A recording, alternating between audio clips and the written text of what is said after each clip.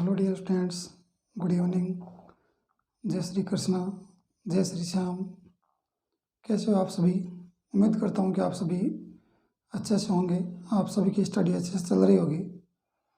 Dear students, last अपनी जो class हुई थी उसमें हमने बात की थी पास्ट परफेक्ट टेंस के बारे में। और पास्ट परफेक्ट टेंस के बारे में अब तक जो कुछ भी हमने जाना है उसको इन शॉर्ट हम थोड़ा रिवाइज कर लेते हैं ताकि आपको और अच्छे समझ में आ जाए।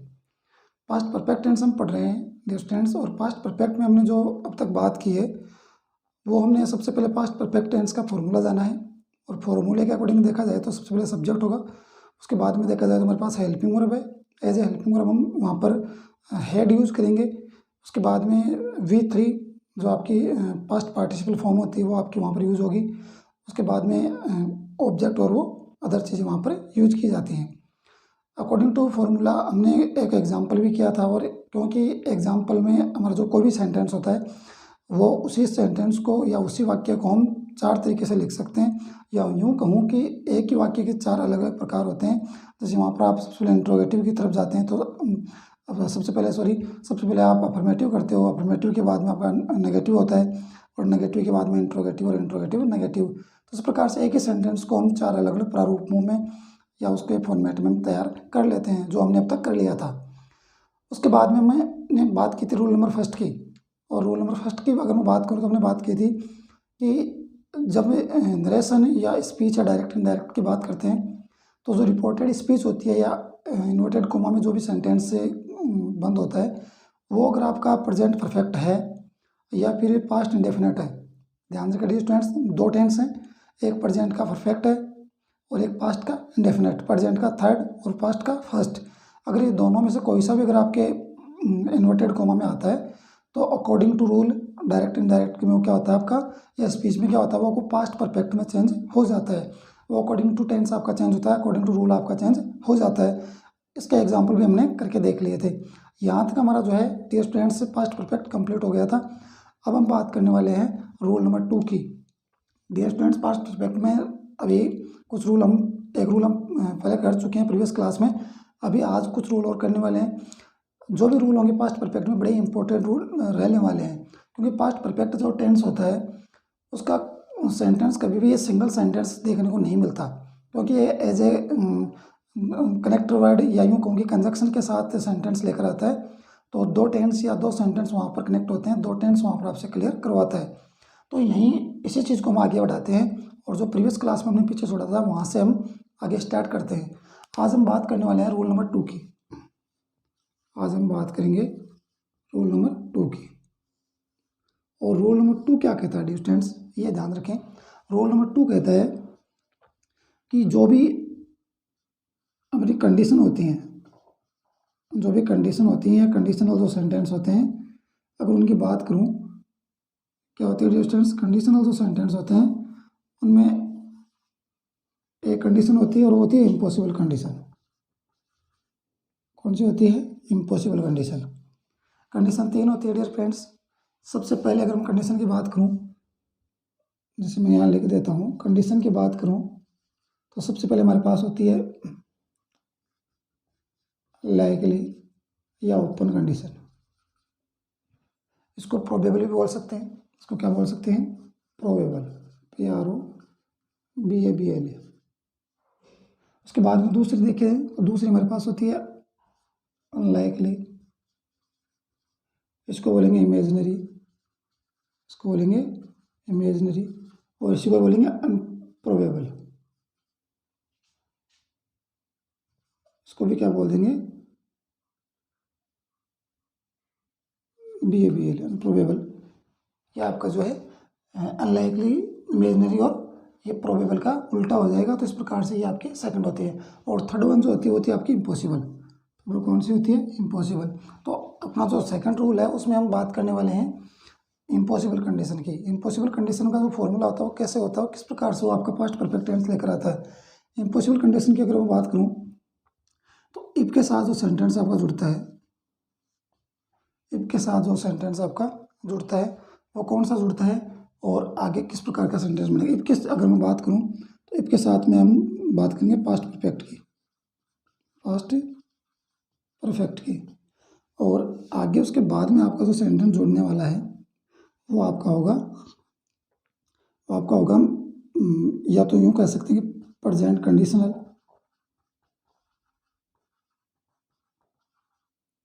या फिर उसको दूसरे शब्दों में करना चाहूँ तो मॉडल पास्ट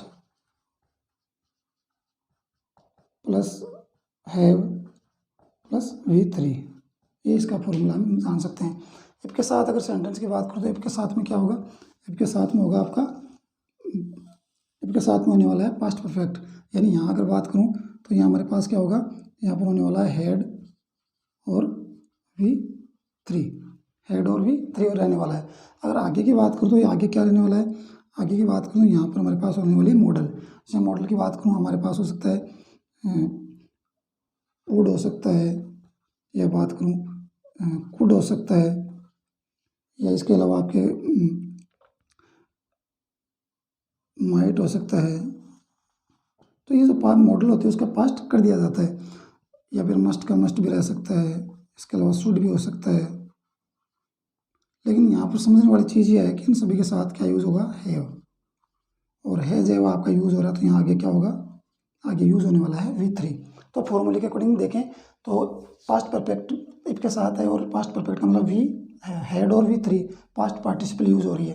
उसके बाद में नेक्स्ट सेंटेंस की अगर बात करें, या यूँ कहूँ कि ये आपका क्या हो गया, ये आपकी कंडीशन हो गई, इफ के साथ में कंडीशन हो गई और आगे जो दे रखा वो आपका रिजल्ट हो गया। तो रिजल्ट आपका किस में होगा, रिजल्ट आपका या तो मॉडल पास्ट होगा, उसके साथ में हैव या V3 होगी, या फिर आप उसको प्रेजेंट कंडीशनल भी बोल सकते हैं। डियर फ्रेंड्स, क्या बोल सकते हैं, प्रेजेंट कंडीशनल भी बोल सकते हैं। अब इसको एग्जाम्पल के थ्रू समझने की कोशिश करते हैं ताकि आपको अच्छे से समझ में आ जाए। इफ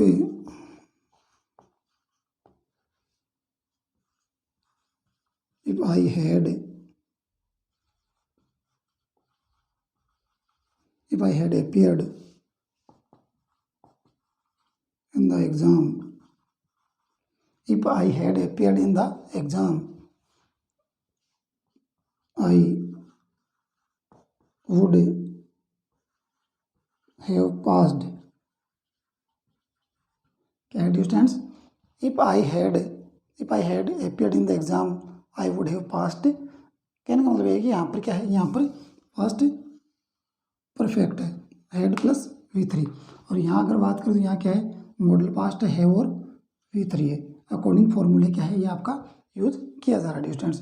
नेक्स्ट देखिए, नेक्स्ट की बात करें, सी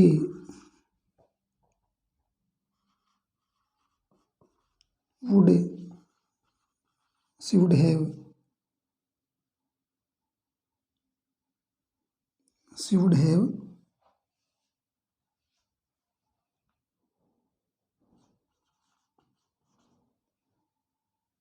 she would have catch the train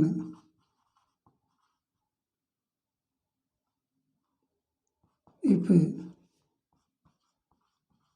Rina had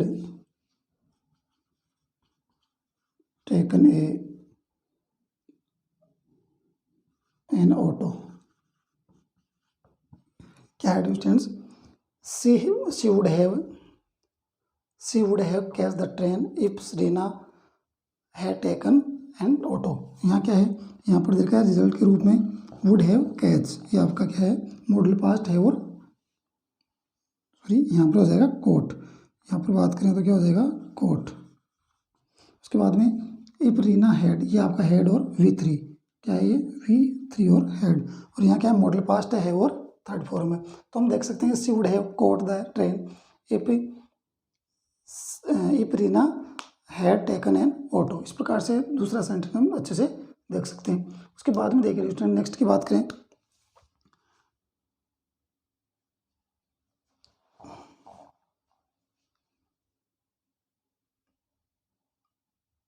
if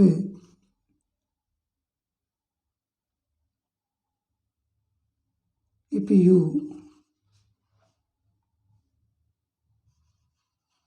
had if you had come to come to office late, if you had come to office late, यदि तुम ऑफिस लेट आते हो, the manager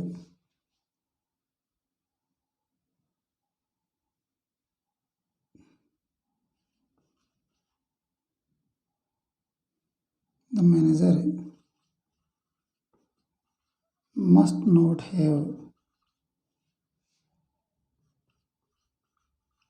permitted, क्या हो जाएगा students, if you had come to office late, यदि तुम office late आए, the manager must not have permitted, the manager must not have permitted you, क्या हो जाएगा स्टूडेंट्स, यहाँ पर क्या हो जाएगा, the manager must not have permitted you, यानी जो मैनेजर वो आपको परमिट नहीं करेगा, यानी आपको एंट्री नहीं देगा, उसके लिए मना कर सकता है। तो हम इसको देख सकते हैं बड़े आराम से। यहाँ पर क्या है, इसके साथ में क्या है, हैड प्लस V3, और यहाँ देखें तो यहाँ क्या है, मॉडल पास्ट और है, और आपका यहाँ पर क्या है, थर्ड फॉर्म दे रखी है, क्या दे रखा है, V3 दे रखी है। उसके बाद में देखें डिस्टेंस, उसके बाद में बात करें तो हम नेक्स्ट अगर उसके एग्जाम्पल की बात करें,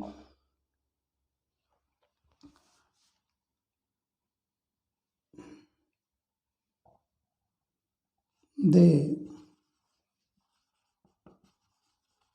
might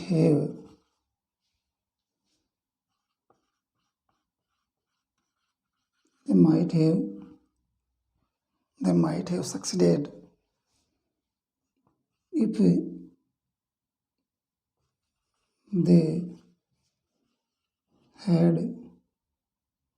they had followed me, क्या दिया students, if they might have succeeded, वे सफल होंगे या सफल हो सकते हैं, if they had followed me, यदि वो मुझे फॉलो करते हैं। तो यहाँ देख सकते हैं कि यहाँ पर क्या है, आपकी मॉडल पास्ट है और V3 है, और अगर यहाँ देखें तो हैड और V3 दे रहा है स्टूडेंट्स।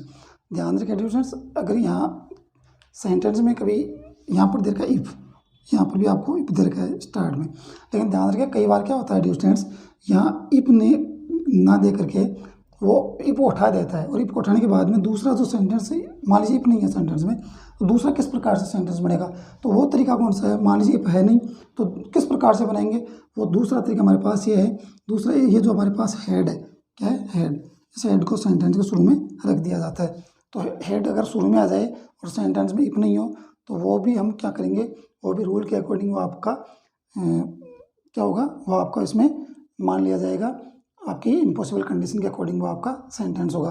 सेंटेंस करके देखें तो आपको समझ में आ जाएगा।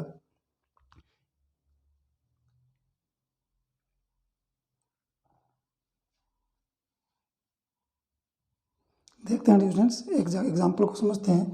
जैसे हैड, क्या लिखें, had he done as I advised, had he done as I advised,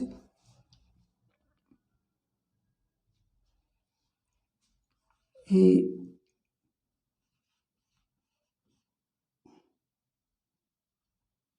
would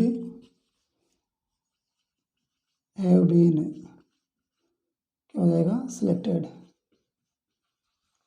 यहाँ के पैसिव बनी हुई स्टूडेंट ध्यान रखें, had he done as I advice, जैसा मैं कहता हूँ अगर वो वैसा करे, he would have been selected, वो क्या हो जाएगा, सिलेक्ट हो जाएगा। तो यहाँ देखिए स्टूडेंट, यहाँ पर क्या है, हैड है, यहाँ पर इफ का यूज़ नहीं किया गया। तो अगर सेंटेंस में इफ का यूज़ नहीं होता है या कंडीशनल वर्ड का यूज़ नहीं होता है, तो फिर हमारे पास क्या है, दूसरा तरीका है, वो है हम हेड को सेंटेंस के शुरू में रख देते हैं, और या यूँ कहूँगे कंडीशन के स्टार्टिंग में हम क्या करेंगे, हेड को रख देंगे, तो अपना क्या हो जाएगा, वो आपका इम्पॉसिबल कंडीशन को इंडिकेट करेगा। एक बार दोबारा देखिए रूल को एक बार, सबसे एक बार पहले बात करूँ, पास्ट परफेक्ट हम पढ़ रहे हैं, पास्ट परफेक्ट टेंस की बात कर रहे हैं, और पास्ट परफेक्ट की अगर बात करें तो यहाँ पर सेकंड जो रूल है वो है इम्पॉसिबल कंडीशन का। इम्पॉसिबल कंडीशन पर कैसे लागू होगा, इम्पॉसिबल कंडीशन की बात करूँ, इम्पॉसिबल कंडीशन की बात करूँ तो ये आपका हो जाएगा, रूल फॉर्मूला है इफ फिर पास्ट परफेक्ट टेंस है, उसके बाद में जो कंडीशन रिजल्ट होगा वो या तो मॉडल पास्ट या हैव या वी थ्री में होगा या फिर प्रेजेंट कंडीशनल होगा। तो फॉर्मूले के अकॉर्डिंग देखा जाए तो पास्ट परफेक्ट में हैड और वी थ्री लगाते हैं, वी थ्री पास्ट पार्टिसिपल होता है। आगे देखें तो मॉडल पास्ट मतलब विल का वुड हो जाएगा, कैन का कुड हो जाएगा, मे का माइट हो जाएगा। इस प्रकार से ये होगा। फिर उसके बाद में हैव होगा और हैव के बाद में क्या होगा, वी थ्री होगा। डिस्टेंस क्या होगा, वी थ्री होगा। इनप्रोबेबल। तो हैव के बाद में क्या होने वाला है, डिस्टेंस। इसके बाद में होने वाला है एग्जाम्पल। और एग्जाम्पल में देखें तो if I had appeared in the exam, if I had appeared in the exam, I would have passed, I would have passed. She would have caught the train, should have caught the train.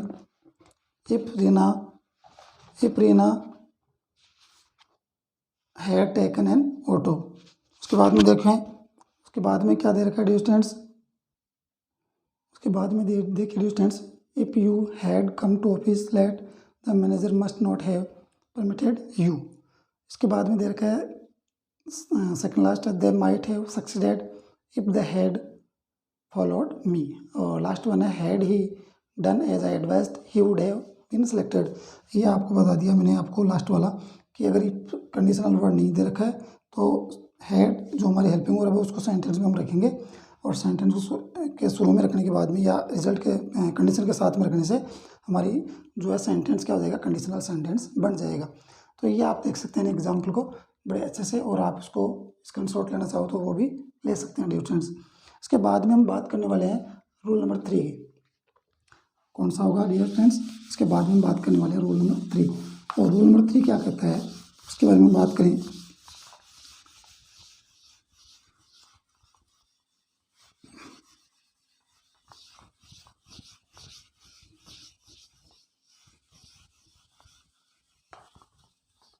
Rule number 3 की बात करें, rule number 3 अपना होने वाला है, rule number 3 होगा, rule number 3 की बात करें तो हमारे पास है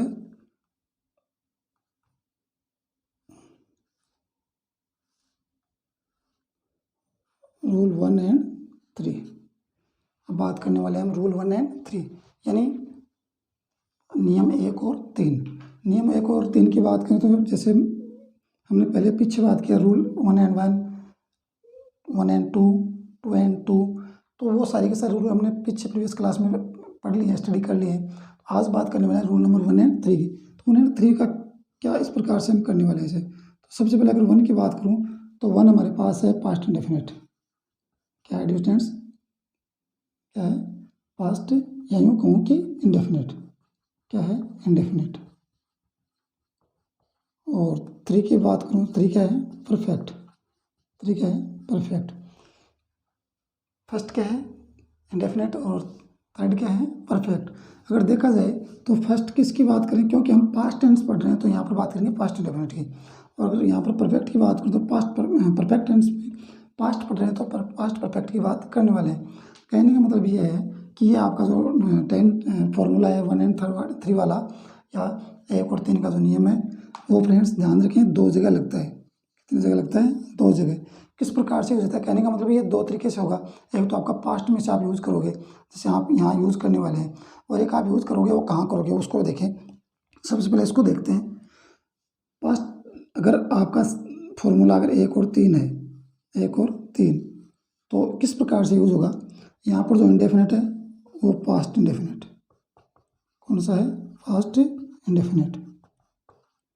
और दूसरा जो है वो होगा पास्ट परफेक्ट, पास्ट परफेक्ट। देखिए डिस्टेंस अगर 1 की बात करो तो 1 क्या है पास्ट इंडेफिनिट और थर्ड क्या है परफेक्ट। लेकिन क्योंकि पास्ट पढ़ रहे हैं, पास्ट टेंस पढ़ रहे हैं, तो यहाँ ध्यान रखें यहाँ पर पास्ट इंडेफिनिट होगा। पास्ट पढ़ रहे हैं इसलिए पास्ट थर्ड क्या होगा पास्ट परफेक्ट होगा। अब क्योंकि सेंटेंस 2 हो गए तो दोनों को जोड़ने के लिए कोई कंजक्शन चाहिए।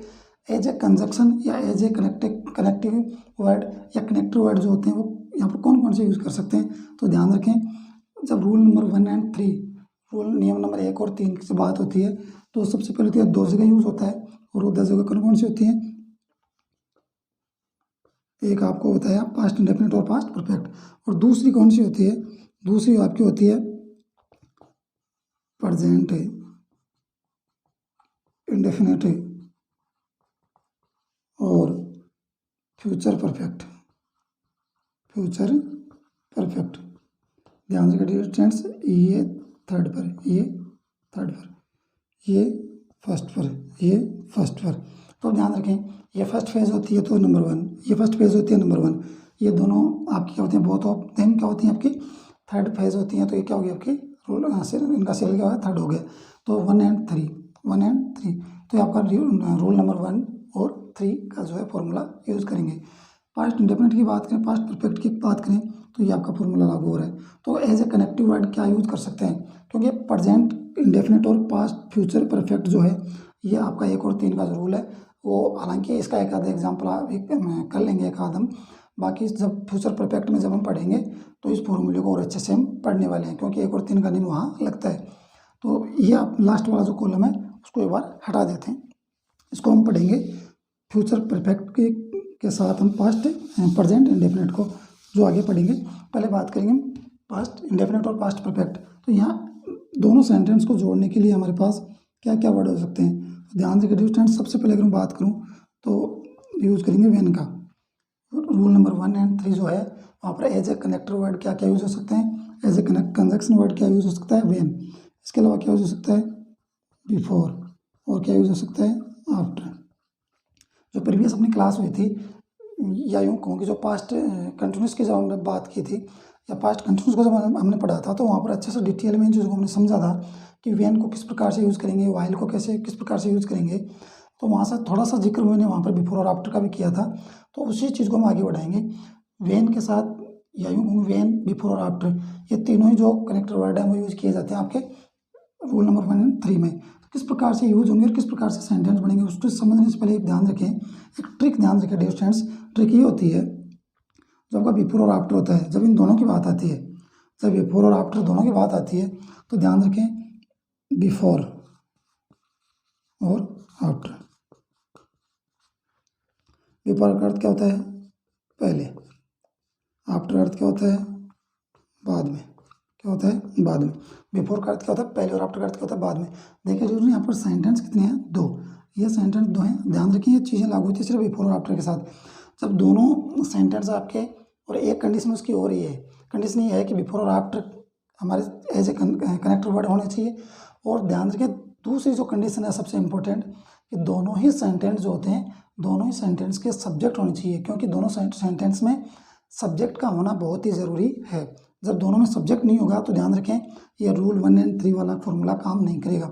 दोनों ही सेंटेंस में, चाहे वो आपका पास्ट इंडेफिनिट की बात करूँ, चाहे पास्ट परफेक्ट की, चाहे मैं प्रेजेंट इंडेफिनिट की बात करूँ, चाहे फ्यूचर परफेक्ट की, तो दोनों सेंटेंस में क्या होना चाहिए, दोनों सेंटेंस में सब्जेक्ट का होना बहुत ज़रूरी है। तो ध्यान रखें जब दोनों सेंटेंस में सब्जेक्ट है, दोनों सेंटेंस में क्या है, सब्जेक्ट है। जब सब्जेक्ट दे रखा है आपको, तो सब्जेक्ट दे रखा है, तो ध्यान रखिए डियर स्टूडेंट्स वहाँ पर हम कौन सा फॉर्मूला यूज़ कर सकते हैं, क्योंकि बिफोर का अर्थ क्या होता है, पहले। बिफोर का अर्थ क्या होता है, पहले। तो ध्यान रखिए बिफोर का अर्थ होता है पहले, तो पहले कौन सा यूज़ करेंगे हम, तीसरा। मतलब पहले कौन सा यूज़ करेंगे, पहले यूज़ करेंगे हम परफेक्ट, और आगे यूज़ करने वाले हैं एक। ये कब यूज़ करेंगे, ये तब यूज़ करेंगे जब हमारे पास क्या हो, बिफोर का यूज़ किया गया हो। कनेक्टर के रूप में क्या यूज़ किया गया हो, बिफोर। जब बिफोर का यूज़ सेंटेंस में कर दिया जाता है, तो ध्यान रखें रूल 1 एंड 3 के अकॉर्डिंग हम क्या करेंगे, बिफोर का अर्थ होता है पहले। बिफोर का अर्थ क्या होता है, पहले। तो बिफोर से पहले क्या आएगा, बिफोर से पहले आएगा पास्ट परफेक्ट। क्या आएगा, पास्ट परफेक्ट। और उसके बाद में क्या आएगा, उसके बाद में आने वाला है 1। ध्यान रखिए डियर स्टूडेंट, अगर आपको एक चीज़ याद रहेगी तो दूसरी अपने आप याद रह जाएगी। तो बिफोर से पहले, बिफोर का अर्थ होता है पहले, तो पहले क्या आएगा, पहले आने वाला है थर्ड, यानी पहले आने वाला है पास्ट परफेक्ट। ये इसी प्रकार से आप देख सकते हैं आफ्टर। आफ्टर का अर्थ क्या हो गया डियर स्टूडेंट्स, आफ्टर का अर्थ हो गया बाद में। क्या हो गया, बाद में। आफ्टर का अर्थ क्या हो गया, बाद में। तो बाद में का मतलब यह हो गया कि बाद में, इसके बाद में क्या आएगा, थर्ड आएगा। इसके बाद में क्या आएगा, थर्ड आएगा। बिफोर का अर्थ होता है पहले, तो पहले कौन सा आएगा, पास्ट परफेक्ट। कौन सा आएगा, पास्ट परफेक्ट। बिफोर, आफ्टर का अर्थ क्या होता है बाद में, तो बाद में आएगा पास्ट परफेक्ट। इधर वाला कॉलम खाली रह गया तो यहाँ क्या आएगा, 1, क्योंकि हम बात कर रहे हैं 1 एंड 3 रूल, 1 एंड 3 जो आपका नियम है 1 और 3 उसको बात करें तो बिफोर से पहले और आफ्टर के बाद में क्या आएगा, पास्ट परफेक्ट। और ये चीज़ याद रख गई तो वन वाला आप ऑटोमेटिक याद रह जाएगा। ध्यान रखें, बिफोर से पहले और आफ्टर के बाद में क्या आएगा, पास्ट परफेक्ट। लेकिन शर्त उसकी है कि दोनों सेंटेंस में क्या होना चाहिए, सब्जेक्ट होना चाहिए। जब सब्जेक्ट होगा तभी ये फॉर्मूला आपका काम करने वाला है स्टूडेंट्स, वरना थोड़ा वहाँ पर आपको दिक्कत आ सकती है। अगर वेन की बात करूँ तो वेन का जो सेंटेंस बनेगा तो वेन में आप ये फॉर्मूला यूज़ नहीं कर सकते, वहाँ पर अकॉर्डिंग टू ऑप्शन हम यूज़ करेंगे, क्योंकि वेन के साथ में हम नियम जो रूल है 1 and 1 का भी लगाते हैं, रूल आपका 1 and 2 का भी लगाते हैं, वन यहाँ पर आप देख सकते हो 1 and 3 का भी लगाते हैं। तो कितने सारे रूल वेन के साथ जुड़ रहे हैं, तो वहाँ पर अपना ऑप्शन काम करेगा कि ऑप्शन में कौन सा दे रखा है, 1 and 1 वाला दे रखा है, 1 and 2 वाला दे रखा है, या 1 and 3 वाले ऑप्शन के अकॉर्डिंग दे रखा है, तो वो हमारे ऑप्शन के अकॉर्डिंग वो वेन में हम यूज़ करने वाले हैं। बिफोर आफ्टर को देखा जाए तो बिफोर आफ्टर में हम फॉर्मूले के अकॉर्डिंग देंगे, बिफोर से पहले और आफ्टर के बाद में क्या यूज़ करेंगे डिफरेंट सेंस, बिफोर और आफ्टर के बाद में यूज़ करेंगे हम, यूज़ करने वाले हैं पास्ट परफेक्ट। क्या यूज़ करने वाले हैं, पास्ट परफेक्ट। तो इसको थोड़ा फॉर्मूले के जरिए समझने की कोशिश करते हैं और इसको एग्जाम्पल से समझते हैं ताकि आपको ज़्यादा दिक्कत ना आए।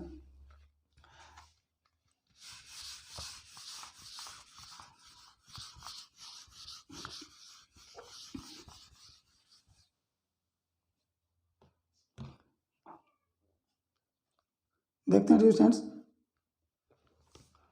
जैसे मैं पहले बात करूं वेन की, एग्जाम्पल की बात करें, when Aman had made a kite, when Aman had made a kite he flew it high in the sky। क्या हो जाएगा स्टूडेंट्स, देखें, when Aman had made a kite he flu it high in the sky. ध्यान रखें, इस प्रकार से आपका सेंटेंस बन जाएगा। नेक्स्ट की बात करें तो किस प्रकार से बनेगा स्टूडेंट्स, जैसे बन जाएगा आपका,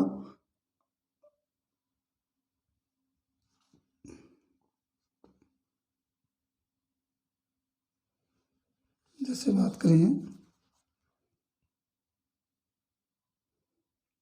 when Vidya had written a letter, when Vidya had written a letter she posted it. क्या हो जाएगा, when Vidya had written a letter she posted it. क्या हो जाएगा, सी पोस्टेड इट। इस प्रकार से हमारा जो है सेकंड सेंटेंस बन जाएगा। उसके बाद में देखिए students,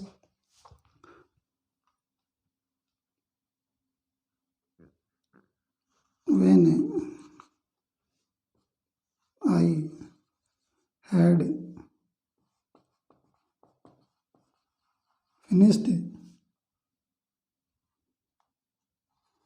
finished my work I went out। क्या हो जाएगा students, when I had finished my work I went out. इस प्रकार से सेंटेंस हमारा बन जाएगा। नेक्स्ट वन की बात करें, क्या हो जाएगा स्टूडेंट, नेक्स्ट वन की अगर बात करूं,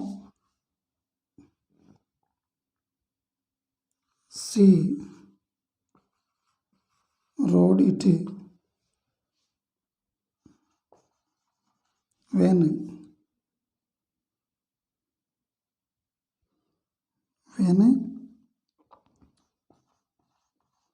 Rina had repaired her bicycle। क्या हो जाएगा students, she rode it when Rina had repaired her bicycle. इस प्रकार से ये सेंटेंस अपना बन जाएगा। क्या है स्टूडेंट्स, ये व्हेन से रिलेटेड हमारे क्या हैं, कुछ एग्जांपल्स हैं जो हम इनको बड़े आराम से देख सकते हैं। देखें एक बार इनको। When Aman had made a kite, she flew it high in the sky.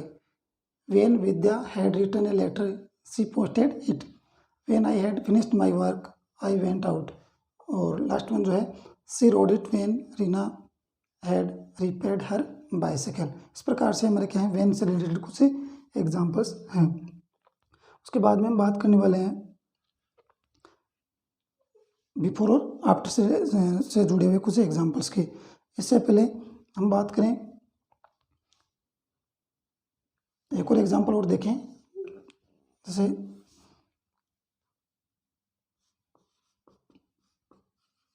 Mitali had spoken English when she was in Scotland. When she was in Scotland. तो इस प्रकार से हमारा क्या हो जाएगा, ये एग्जाम्पल हो जाएगा। अब देखें डिफरेंट ध्यान से देखें, यहाँ पर क्या हैड मेड क्या है 3, यहाँ क्या है ध्यान रखें, फ्लू सेकंड फॉर्म है ऑन, तो रूल नंबर 1 एंड 3। यहाँ पर आप देख सकते हैं, यहाँ पर भी क्या है 3, कौन सा है 3, और यहाँ देखिए क्या है पोस्टेड, कौन सा है फर्स्ट। यहाँ आगे देखें व्हेन आई हैड फिनिश्ड, यहाँ पर कौन सा है थर्ड। यहाँ पर आगे देखें तो वेंट है तो क्या है फर्स्ट। तो 1 और 3 का नियम आपका कहीं ना कहीं लागू हो रहा है। उसके बाद में आगे देखें, यहाँ क्या है रोड, यहाँ क्या है राइड की आपकी सेकंड फॉर्म है, राइड की V2 है आपकी रोड तो फर्स्ट, और यहाँ क्या है हेड रिफेड, ये हो गया आपका थर्ड। यहाँ देखें हेड स्पोकन थर्ड, और यहाँ पर देखें वॉज बी की फास्ट फॉर्म है तो दे रखा है, तो यहाँ पर क्या हो गया फर्स्ट। तो रूल नंबर 1 और 3 आपका यहाँ पर लग रहा है, और वो भी लग रहा है आपका किसके साथ, पेन के साथ आपका यूज हो रहा है। डिस्टेंस किसके साथ यूज हो रहा है, पेन के साथ। अब हम बात करने वाले हैं बिफोर और आफ्टर से जुड़े हुए कुछ ऐसे एग्जाम्पल की जो आपके रूल नंबर 1 एंड 3 के अकॉर्डिंग यूज होते हैं। डिस्टेंस किसके अकॉर्डिंग, रूल नंबर 1 एंड 3 के अकॉर्डिंग। तो यहाँ पर जहाँ जहाँ फर्स्ट लगाया गया है वहाँ पर आपका इंडेफिनिट है फास्ट का, और जहाँ पर 3 लगाया है वहाँ पर पास्ट का परफेक्ट है। आई होप कि ये चीज़ आपको समझ में आ गई होगी। उसके बाद में हम बात करने वाले हैं डिस्टेंस इसी रूल में आगे बिफोर और आफ्टर से रिलेटेड कुछ एग्जांपल की। और बिफोर आफ्टर की अगर बात करूँ, जैसे बिफोर आफ्टर की बात की जाए तो यहाँ पर हम बात करेंगे she took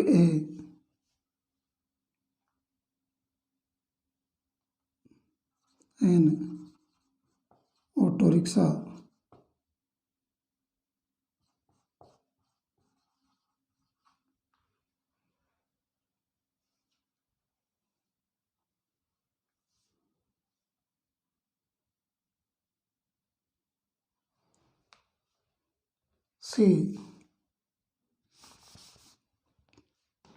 she took a cab after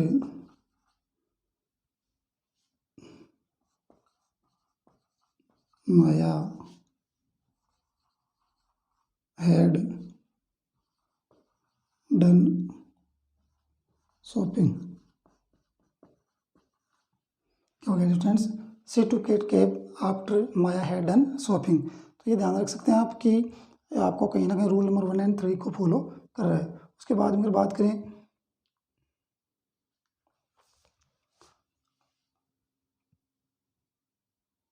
I had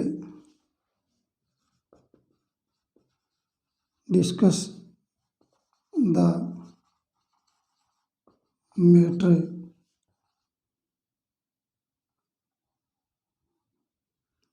I had discussed the matter with my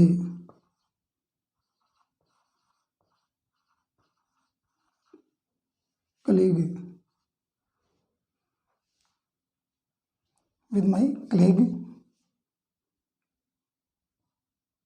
before I wrote to my father.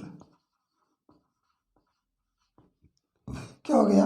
I had discuss the matter with my colleague before I wrote to my father. Before I wrote to my father. इस प्रकार से हम देख सकते हैं कि हमारा क्या हो गया, रूल नंबर 1 एंड 3 को फॉलो कर रहा है। उसके बाद में देखें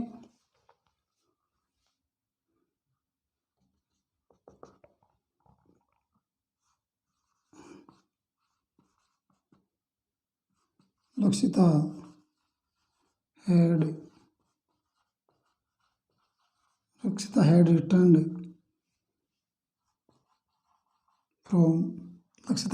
from the bank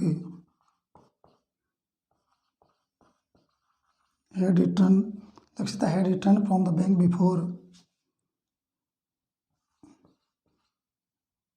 her friends came to visit her। क्या हो जाएगा students? Lakshita had return from the bank before her friend came to visit her. इस प्रकार से हम देख सकते हैं हमारा यह सेंटेंस जो है कंप्लीट है। उसके बाद में देखें तो उसके बाद में हमारा सेंटेंस क्या हो जाएगा, बात करें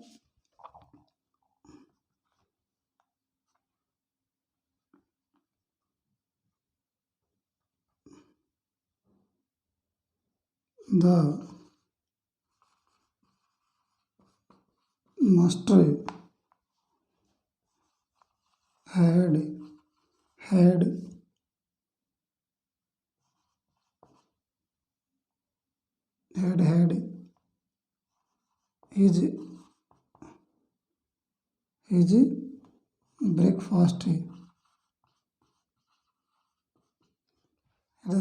had his breakfast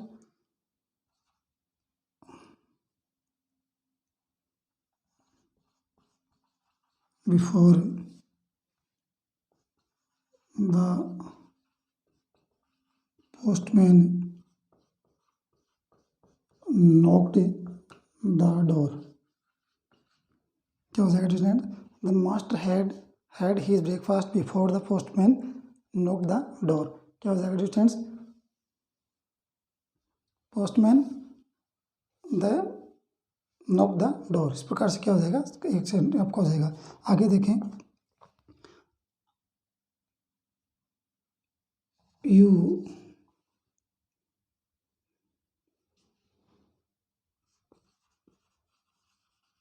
taught me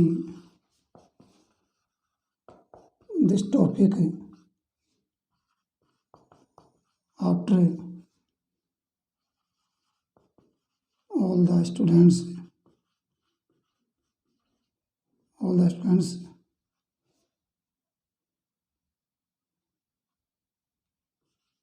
had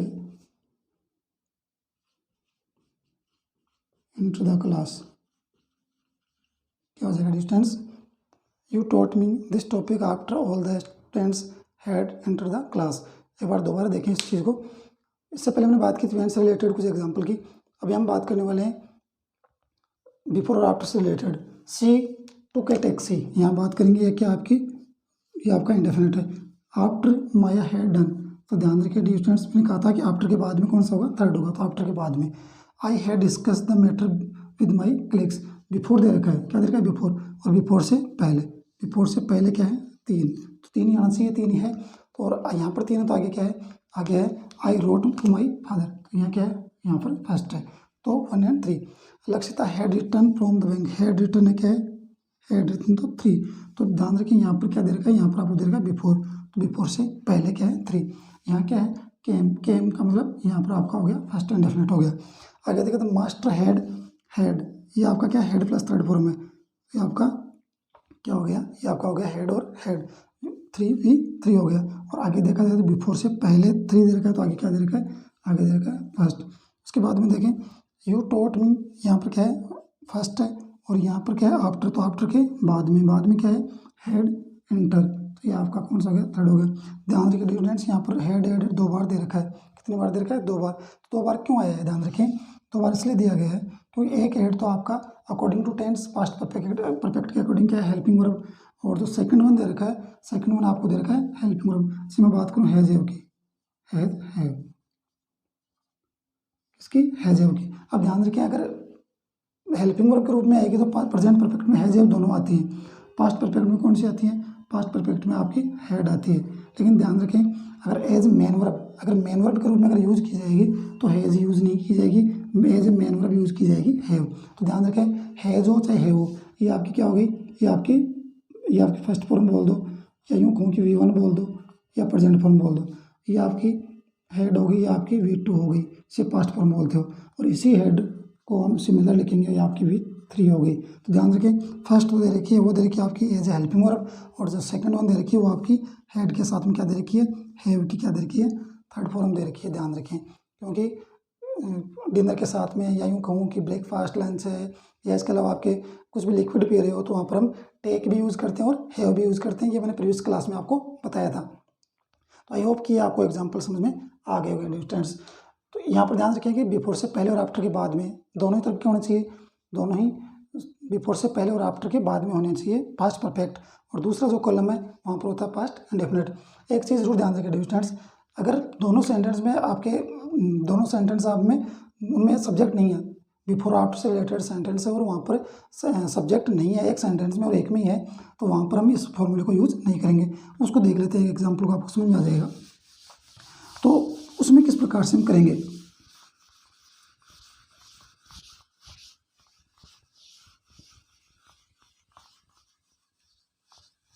अगर मैं बात करूँ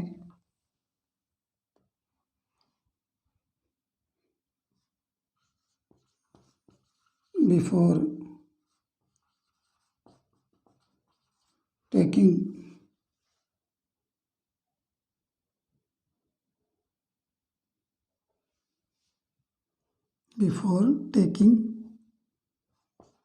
the dinner I had confirmed the quantity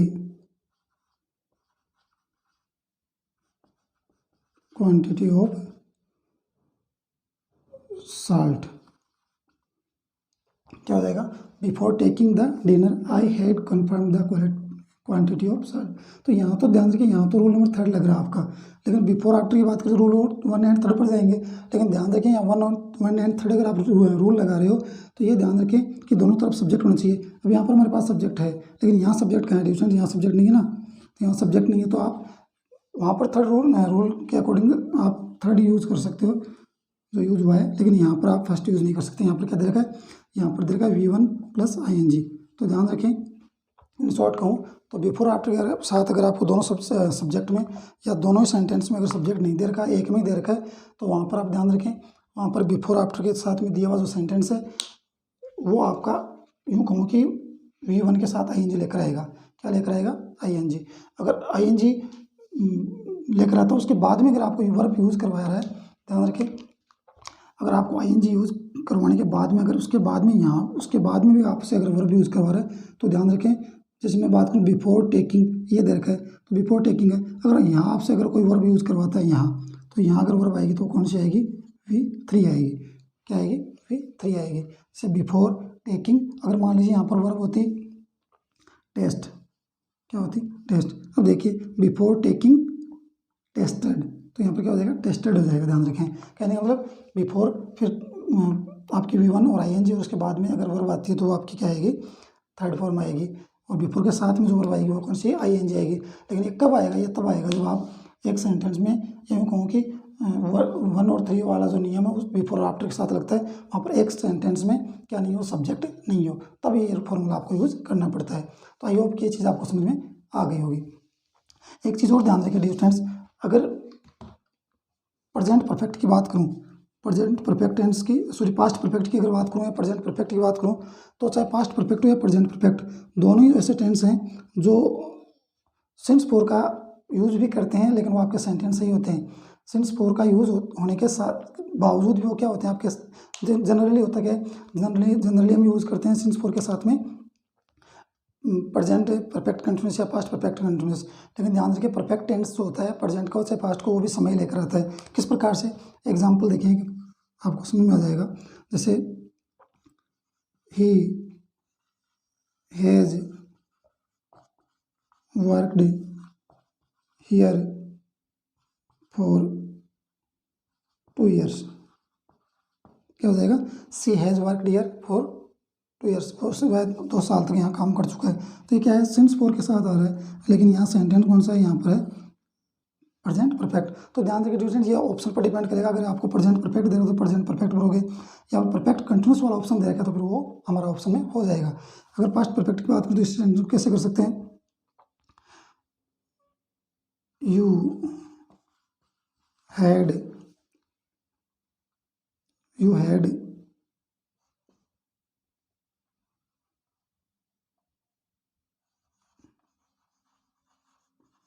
already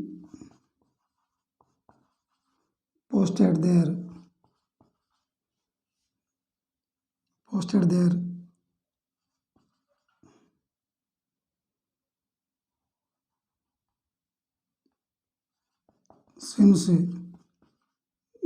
since 2010। तो ध्यान रखते हैं you had already posted there since 2010, यानी 2010 से 10 तक या 10 से पहले भी, या 10 से पहले तक आप क्या थे, वहाँ पर पोस्टेड थे, लेकिन अब पोस्टेड नहीं हो। यहाँ क्या है, तुम 2 साल तक वहाँ काम कर चुके हो। कहने के मतलब दोनों में अंतर क्या है, दोनों में अंतर यह है कि इन पास्ट परफेक्ट या प्रेजेंट परफेक्ट के साथ अगर आपका समय जुड़ता है तो वो काम को परफेक्ट बताएगा, कंप्लीट बताएगा कि आपने अब तक काम किया है, कितने दिन किया, कितने समय किया, वो ठीक है, लेकिन अब आप काम नहीं कर रहे, आपने पहले किया था अब काम नहीं कर रहे। लेकिन परफेक्ट कंटिन्यूस में अगर आपका सेंटेंस चला जाएगा तो वहाँ आप काम प्रेजेंटली में कर रहे हो, पहले से करते आ रहे हो लेकिन अब भी कर रहे हो। लेकिन अगर परफेक्ट की बात करूँ तो परफेक्ट में आप चाहे प्रेजेंट हो चाहे पास्ट हो, वहाँ पर आपने काम किया लेकिन अब आप काम वहाँ पर नहीं कर रहे। तो ध्यान रखिए डियर स्टूडेंट्स, आई होप कि ये चीज़ आपको समझ में आ गई होगी। उसके बाद में हम जाने वाले हैं डियर स्टूडेंट्स, जैसे बात करता हूँ एंड ऑफ द क्लास, और हम बात करेंगे अपनी वोकेब की, और वोकेब पर चलते हैं।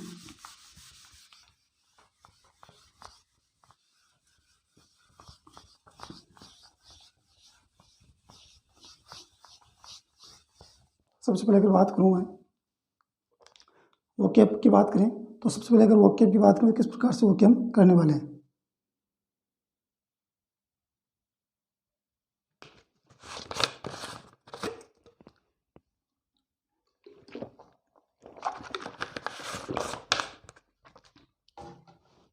देखिए डियर स्टूडेंट्स, बात करते हैं सबसे पहले वोकेब में वून, BWN। वून क्या होता है डियर स्टूडेंट, वून होता है आशीर्वाद, किसी को ब्लेस करना। उसके बाद में देखें इसके सिनोनिम की बात करें तो एडवांटेज हो जाएगा, उसके बाद में बेनिफिट हो जाएगा, उसके बाद में ब्लेसिंग है, गिफ्ट है और हेल्प है। उसके बाद में अगर एंटोनिम की बात करूँ तो एंटोनिम में क्या हो जाएगा डियर स्टूडेंट्स, एंटोनिम की बात करूँ तो यहाँ पर हो जाएगा अफ्लिक्शन, बैन, क्लेमिटी, कर्स, डिजास्टर, हार्डशिप हो जाएगा और मिसफॉर्चून हो जाएगा। नेक्स्ट अपना वर्ड है वो है ब्रीफ। ब्रीफ होता है संक्षिप्त करना किसी चीज़ को, बड़ी कोई हमारे पास मैटर उसको संक्षिप्त कर देना, छोटा कर देना। तो सिनोनिम की बात करें तो कंसाइज करना, कंडेंस्ड करना, समरी और टायर्स हो जाएगा। क्या हो जाएगा, टायर्स हो जाएगा। उसके बाद में अगर देखा जाए एंटोनिम का हो जाएगा डिटेल, यानी समरी में है, शॉर्ट में है तो उसको अगर डिटेल करना, उसको क्या करना, बड़ा करना, कॉम्प्रिहेंसिव करना, एलाबोरेट करना, एक्सपेंड और एक्सटेंड। ध्यान रखें ये 2 हमारे वर्ड हैं, बून और ब्रीफ। आज के लिए हमारे ये वर्ड थे दोनों ही। तो डियर स्टूडेंट्स, कैसे लगी आज की क्लास, आई होप कि आपको आज की क्लास में आई होगी। Dear students, past perfect tense बड़ा इंपॉर्टेंट टेंस है देखा जाए तो। ये अगर स्कूल एजुकेशन की बात करूँ या कंपटीशन लेवल की बात करूँ, हर लेवल का बड़ा इंपॉर्टेंट टेंस है, क्योंकि 2 टेंस, ये अकेला सेंटेंस कभी नहीं आता, एज ए कनेक्टर वर्ड आपका साथ 2 सेंटेंस साथ लेकर आता है, चाहे वो व्हेन हो चाहे बिफोर आफ्टर हो, तो 2 टेंस क्लियर करवाता है, बड़ा इंपॉर्टेंट है।